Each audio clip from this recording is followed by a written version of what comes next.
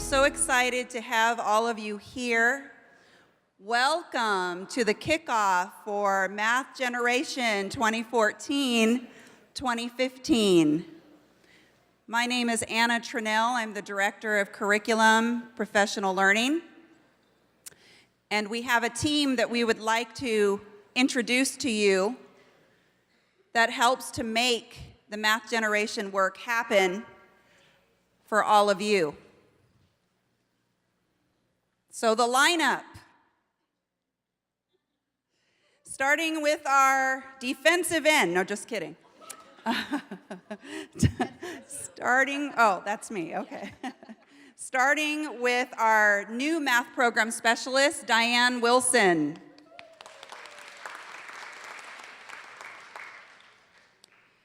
Our clerical support, which we could not do without, Renee Hammond. Our PLC coordinator for Math Generation, Geri Keskeys. Our project manager for Math Generation, Cara Kopecky. SCOE specialist, Fran Gibson.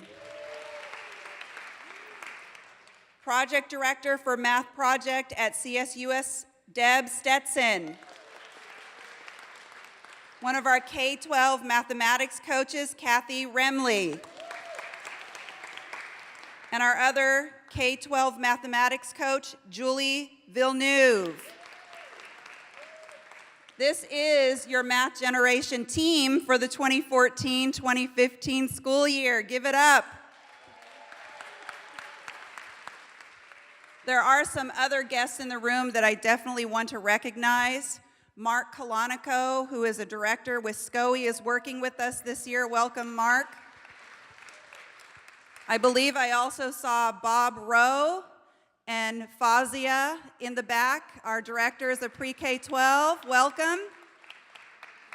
Am I missing anybody? Okay. All of our principals in the room, if you could just raise your hand, welcome. Thank you for coming. And most importantly, the biggest team that we have as a part of Math Generation, all of you, our classroom teachers, welcome. Thank you for being here, and we look forward to the year with you.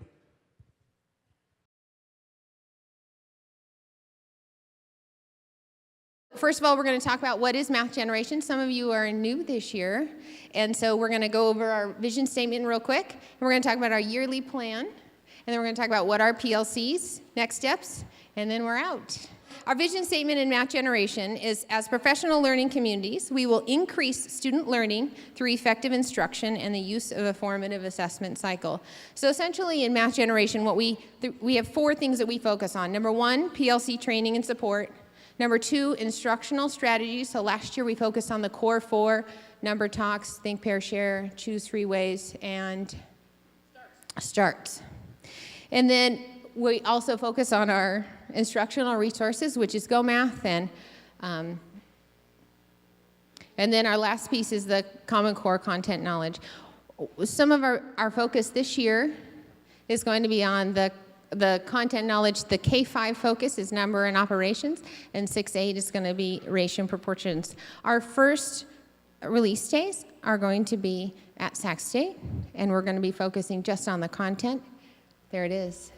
Woo. Math Generation is a partnership between the Elk Grove Unified School District and the SD Bechtel Foundation, designed to support the implementation of Common Core state standards in mathematics for grades kindergarten through 8th grade. Working with the Sacramento County Office of Education and California State University, Sacramento, the program is training and supporting 220 professional learning community leaders and 1,400 teachers in the Elk Grove Unified School District. Math Generation is a professional development model that encourages the development of teacher content, strategies, and practices that support professional learning communities. There's that content decision, and in this particular video, we saw the progression of problems that she chose to do to get to her particular purpose, that kids could be flexible when they figure out 12 times 15, that they could break it down how they want to and remultiply in different orders. But then there were the pedagogical strategies that she was doing as she was thinking about, okay, I'm using hand signals to make sure everybody has a chance to think about it. I'm going to take different strategies. I'm going to ask children if they understand so-and-so's way. She had all these other questions that she was doing on the pedagogy side to make this happen. So it's a combination, like you were talking about, blending of choosing the task and then figuring out how you're going to actually pitch it so every child has access to that math thinking. The professional development in teacher content knowledge consists of high-quality trainings on selected math content areas. The initial focus for content instruction is numbers and operations for kindergarten to 5th grade and ratios and proportions for grades 6th to 8th.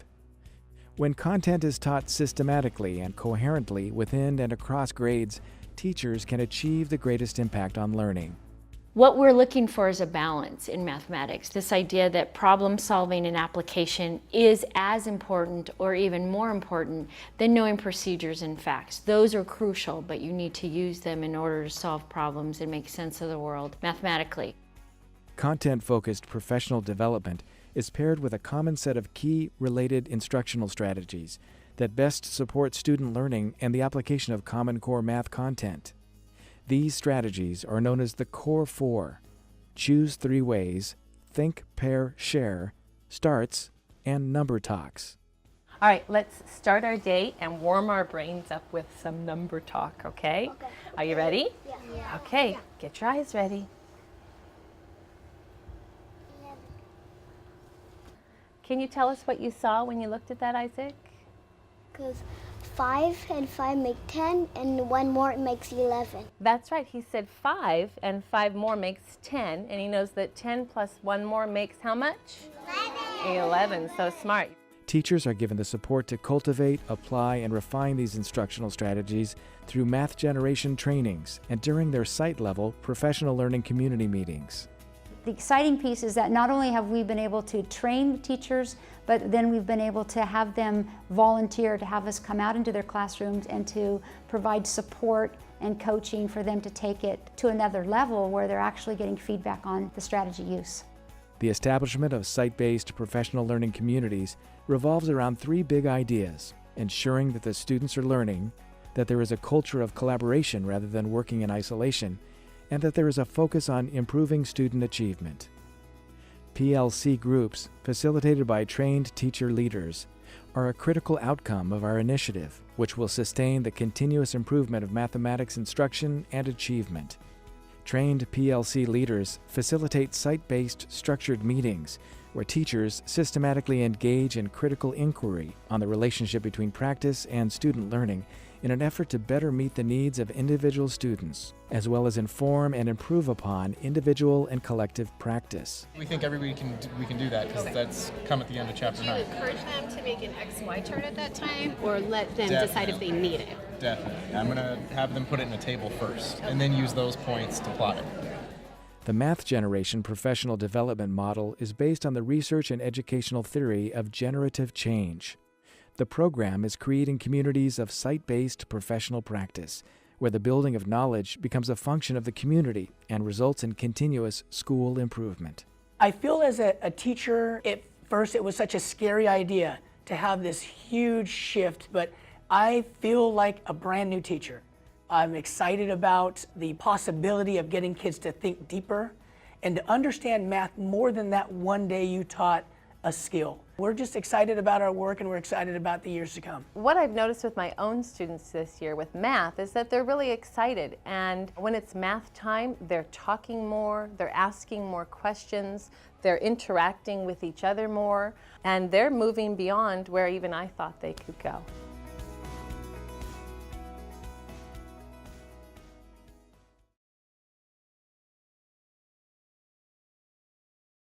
Welcome back, everybody. It's a new school year, and the weather's going to get cooler, right? Not today, not tomorrow. Thank you to all the teachers. If you were in our video, will you raise your hand or stand up? Where are you? Yes.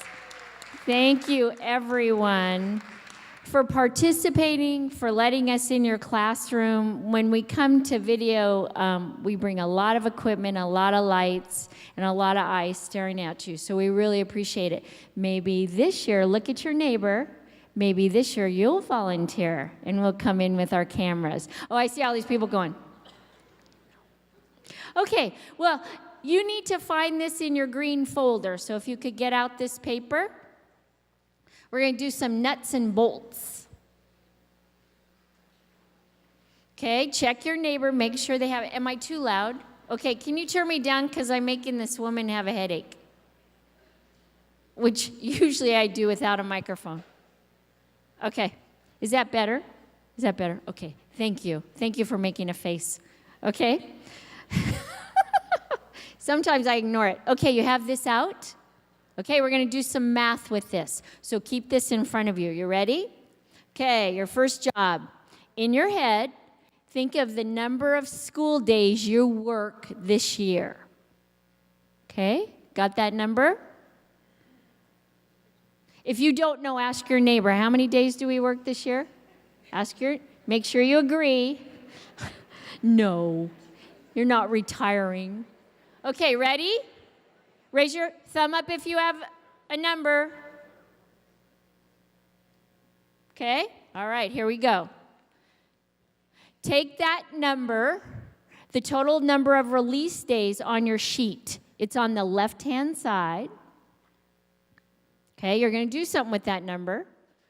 Okay, divide the number of release days by the number of groups you see. They're organized into groups. Okay, got that? Show me the quotient that you got on your fingers. Let me see. I don't see much. Huh? Turn and talk to your neighbor and see if you understand what I just said. Look at the number of groups. Ooh, I see it out there.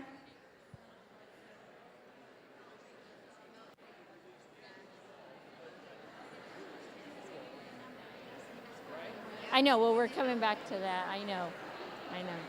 That's all right.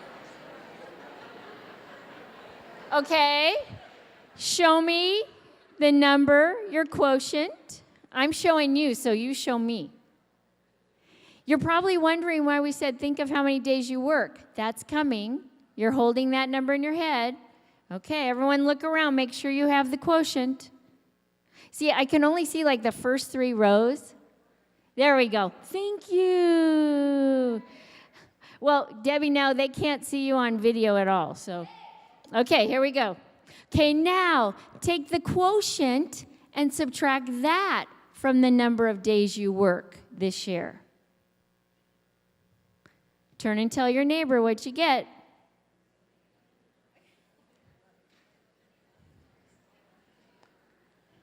Show me on your fingers the digit in the hundreds place of your answer. Oh, it's 100 something.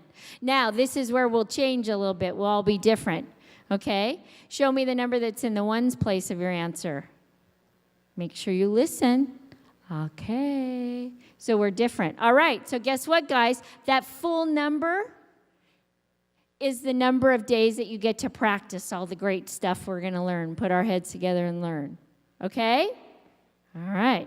Now it's Debbie's turn. Okay, click. Is it still on? Yay. All righty. So now we're going to go to a different section on your page of the year at a glance. I don't think that's what it's called. It says math in the middle on the upper side. Same page. What if you have questions in your 177 days that you're trying to practice all this cool stuff? Where might you find some support? Some formative assessments or intervention points. So to answer that question, on that same handout that tells you all the release days, over on the right-hand side, there's a list of ongoing meetings on the right-hand column. And if you took that number and divided it by 3, let's do a choral response. Everybody, what do you get? Wait, everybody, what do you get? There we go. That is, oh, sorry, you didn't whisper, you just said choral, my bad. Those are the times when you can actually get some formative assessment and checkpoints, and we're going to get together, and you could get together and come see us on those days. Back to Fran. Click. Click and pass. All right. Okay. Think you want some more support during the year? Maybe you have a tough class or you set some goals. You really want to learn some more stuff? Tell your neighbor how many PLC support meetings are available this year. And I'm giving you a clue.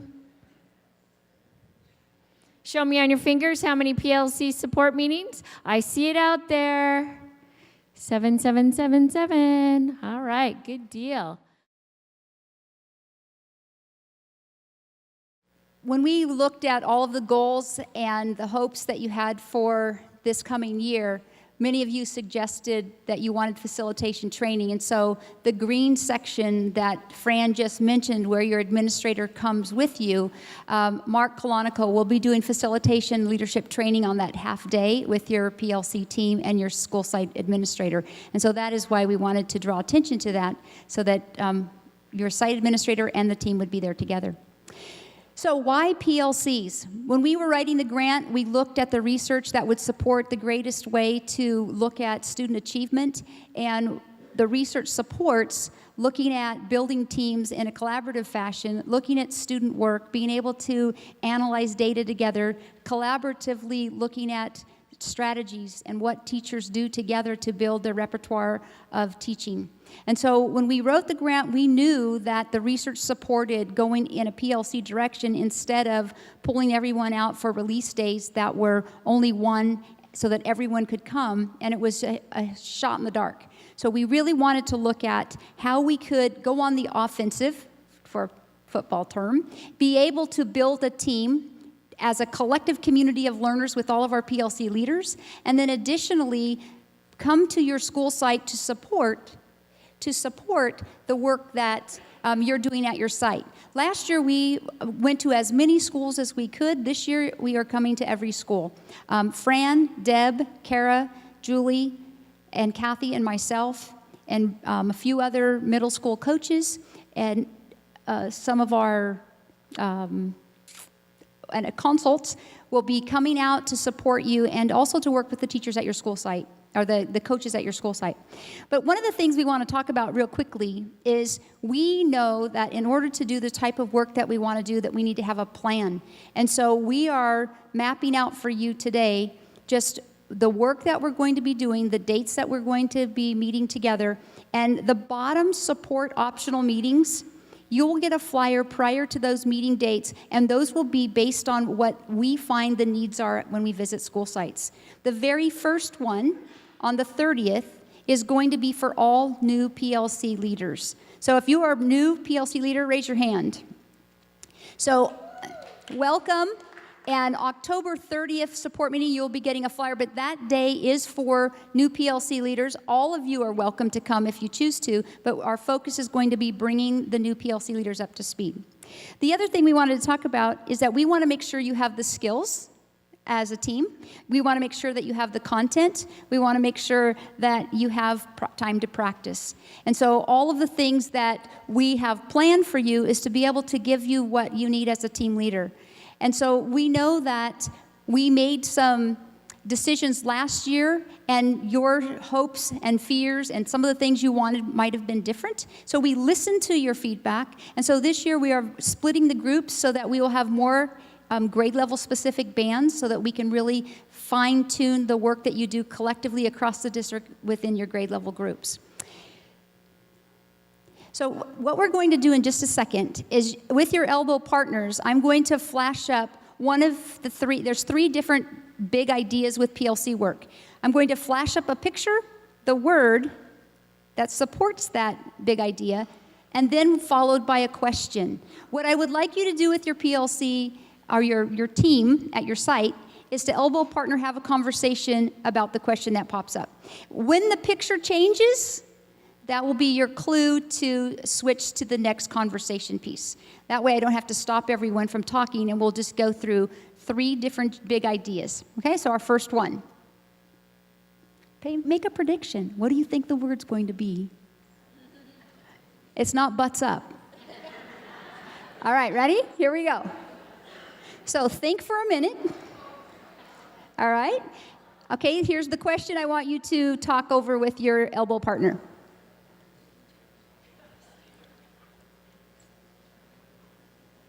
Or I'm what? Oh, that's not a problem. Okay, check out the next picture.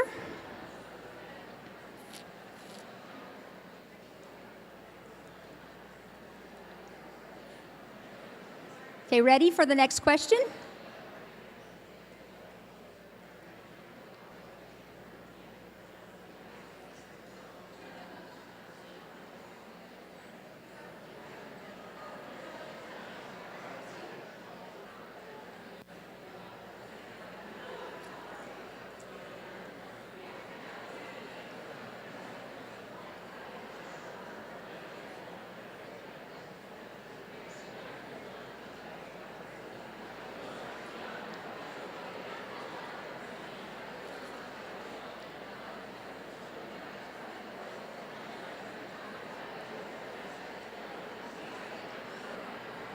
All right, can we have everyone's attention back up front?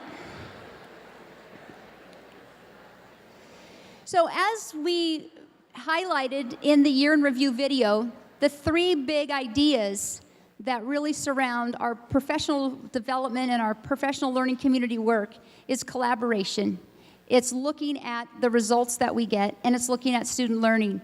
This year, we are excited to be able to come to every school site, to be able to really look at student engagement and really look at what's happening in the classrooms with the students that you're serving. And so we're excited about our visits with you, and we're also excited about what's happened so far this year. We feel that we've been victorious in terms of the movement that we've made, what we've seen, and so we're looking and we're excited for the new year. Not yet.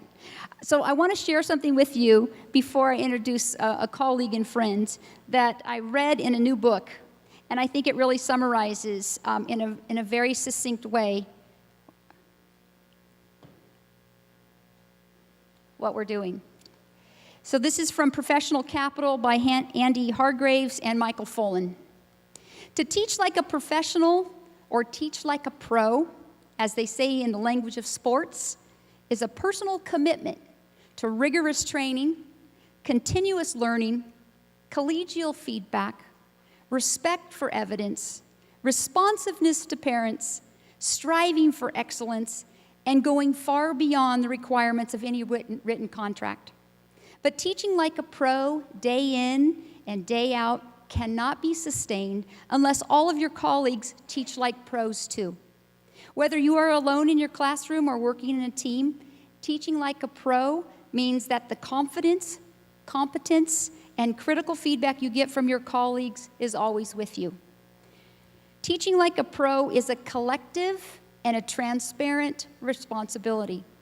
And we have been, as a team, we have been so blessed by the work that you're doing, making the shifts in mathematics, being able to teach the ELA aligned with the standards without having the curriculum.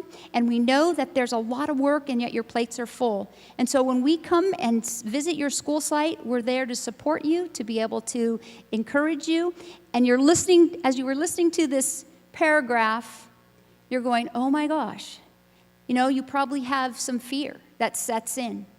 And we also know that you have a lot of hope because the feedback you gave us last year with those hopes and dreams that you have for your team, we took those to heart in terms of how we planned this year, how we brought Mark Calonico in to be able to work with you in facilitation training on how to deal with difficult people, how to move people along a continuum and make shifts.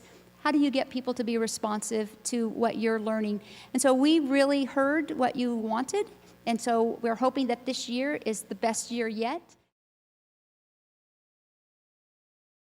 So it is my privilege to introduce to you Mark Calonico from SCOE. He was a teacher, he was a site administrator, he was a district administrator, and now he is with SCOE.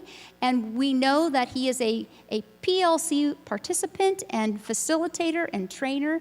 And when we looked out along the continuum of who could we bring into Elk Grove that would complement our personality and the culture of our district, his name came to the top. And so he is going to work with you and go through an exercise right now on hopes and fears, and it's my privilege to introduce Mark. Thank you very much. Thanks, Geri. That's one of the nicest introductions I've had in a long time. I'm going to share with you one of my favorite protocols of all time that helps to give legs to the negativity as a way of using the negativity to bring out some positive results. The Hopes and Fears protocol comes from the Teachers College in New York. There's a whole book on teaching protocols, and this was one of my favorite ones. Now, my wife, who is my consultant, often we have used this at school sites, we've used this with districts, we've used this with nonprofit groups, which is my favorite story. Does anybody here sing in a choir? Wait till I tell you how this works with a nonprofit group. Are you a soprano or are you an alto? You will really understand this in a few minutes. That's an inside singer joke. Anyway, we're moving on. So the idea of this Hopes and Fears protocol is to call out what people are fearful about. Because all of us have had experiences in meetings that have turned into disasters. And we've also had experiences in meetings where it's been this sublime opportunity to exchange professional understanding about the craft that we engage in. So that's what we're going to do right now. Inside your packet, you're going to see a form that has hopes on one side and fears on the other side. So we're going to practice this protocol as a group. So if you were facilitating this, you'd start out by saying, we're going to use this protocol to help jumpstart our work this year. What I would like you to do is I would like you to look at the two columns that we have. Look at the hopes. Think about the most fantastic PLC meeting you've ever been part of.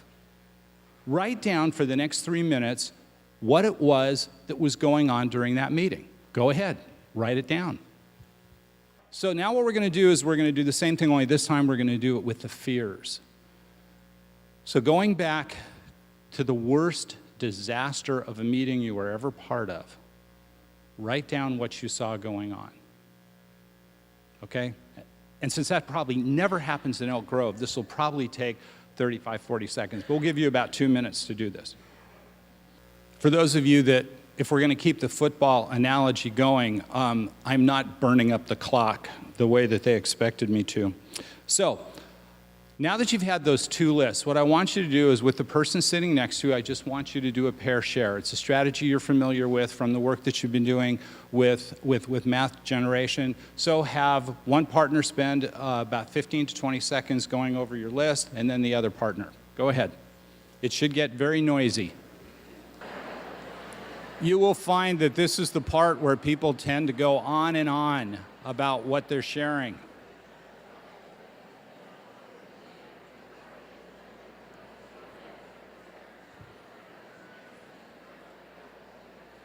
Well, either you people are incredibly fast writers, or you're talking about what the score is going to be tonight between the Giants and the Diamondbacks. So if we were doing this in a group right now, what I would do is I would have a chart paper up here, and I would start by listing all the fears. And when you publicize your fears, it takes some of the sting, it takes some of the momentum, it takes some of the venom out of it, because people see them sitting right up here. Most of you have some experienced teachers on your staff who have seen these oscillations in education go for the last 15, 20, 25, 30 years. And they'll say, this reminds me when we were doing blah, blah, blah, back in 1990, blah, blah, blah. And what'll happen is they sometimes will say, this sure looks like a pendulum swing to me. I think I'm just gonna get out of the way so I don't get hit by it. And so by letting people express their fears and putting them up, it gives you great leverage for rewriting your norms. Because then you can start to incorporate those fears into what your norms say that you're going to use as part of your PLC. You don't have to do that with the hopes, but with the fears, it's really important. So in all your spare time, when you're up at 2:30 in the morning thinking about your lesson planning and things like that, as a PLC leader, you can actually write these down. I have written down hopes and fears and kept them in folders when I was working with SATE teams back in the days of when we put schools into state oversight. But my favorite use of this was with a choir that I'm part of down in Stockton. We went through a transition where we had a brand new artistic director. And so what we did is we did the hopes and fears with them. and we published the entire list. We put it on our website. We gave it to all the singers. And what was happening is when people started to articulate something, it gave the board and it gave the director an opportunity to actually respond to it and to talk about, so what does this mean? It led us to look at our mission statement. It led us to look at our vision statement. It led us back to the very fundamentals of the organization. And we're in the midst of another transition right now. And the same process works. At state schools or high priority schools that were put under state sanctions, there is not anybody that comes to that first meeting with a smile on their lips and a song in their heart. They're sitting there saying, this is being done to us. And when you let them get the venom out of all those fears as one of the first activities, it's a real powerful and a real empowering opportunity. So if you have a group that you're struggling with, I would encourage you to use this. It's a protocol, even if you have a high-performing group, you can decide to use it or not to use it. But each one of you is going to be in a leadership opportunity at some point in the future for another change. If there's one thing that I can predict with 100% certainty, Deb, where's Deb Stetson? Did I use the right term, 100% certain? Yeah, thank you. I always have to check. See, I'm an English person, but I consider myself bilingual because I can sit in on a math conversation for 5 minutes and not get lost. So, but you will face another change. And because you're dealing with people, people always have conflicts when there's change.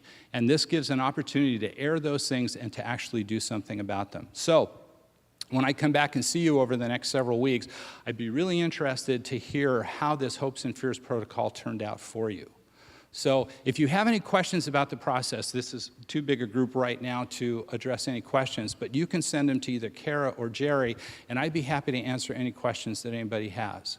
If you want the whole protocol written out, I can send that to Geri or to Cara as well so that you have it available to you. So thank you very much for your time. I hope you find this a useful protocol, and I hope you have a great year. We'll have some opportunities to work together this year, and I'm really looking forward to it.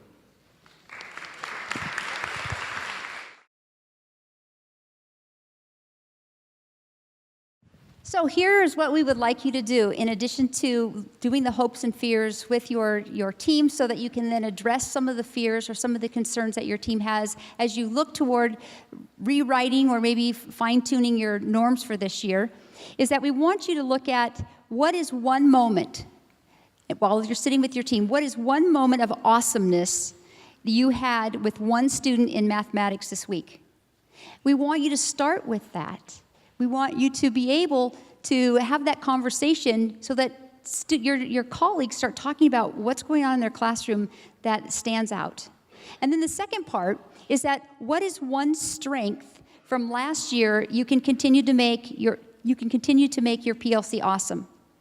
Part of your hopes or part of your celebrations that you've had over the course of the last year, highlight those. You know, those of you that know Tim Canel or that middle schools that had him at your pre-service days, he said we need to celebrate even the littlest change. And so if you have colleagues that show up on time, that come with student work, or that engage in conversations with you, then those are the types of things you want to highlight and share out and be able to celebrate, because we want to encourage you to keep the positive things going. So then the next thing we want you to do, I mean, you're going to go, well, give us some time here. What we want you to do is look at the PLC task that we did with you, or your PLC task is to show the video. The video will be up on the blog so that you'll be able to use the awesomeness video. And we want you to discuss the following questions with your PLC. What we just talked about. The what is one moment in mathematics that you had? What's that? So why don't you go ahead right now and share with your partner one moment of awesomeness that you had with your students this week. When you have your colleagues share with you something that they felt was awesome with their students, it just creates a buzz.